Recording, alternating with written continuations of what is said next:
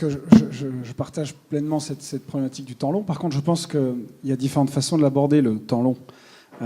Tout à l'heure, j'ai évoqué le fait qu'on passait d'un monde asynchrone à un monde synchrone, que la demande prenait le pas sur l'offre. Mais il y a une chose que je n'ai pas dite, c'est que si la demande prend le pas sur l'offre, il y a une réalité aussi, c'est que les clients ne savent pas ce qu'ils veulent. Ils savent ce qu'ils ne veulent pas. Et ça mène une schizophrénie, une tension qui est absolument considérable sur toutes les entreprises, quel que soit le secteur d'activité.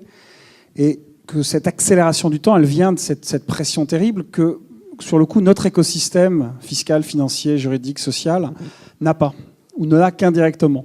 On a tous ici l'ambition de penser notre écosystème, de penser notre façon de travailler à un avenir meilleur pour notre pays, pour l'Europe. Et ce qui me frappe, c'est qu'effectivement, le temps long, quand on y va, aujourd'hui, à date, on s'y échappe en se disant qu'on va retrouver ce temps asynchrone, on va remettre des perspectives tellement lointaines qu'on va s'échapper de cette tension qui est celle de la demande a pris le pas sur l'offre et les clients ne savent pas ce qu'ils veulent.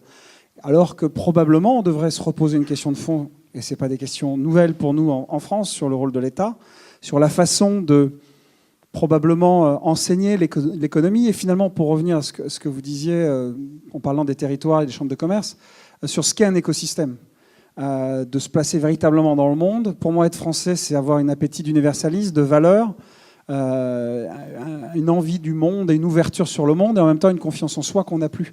Donc le temps long, oui, mais un temps long qui, effectivement, se construit dans le présent, pas dans la fuite des réalités.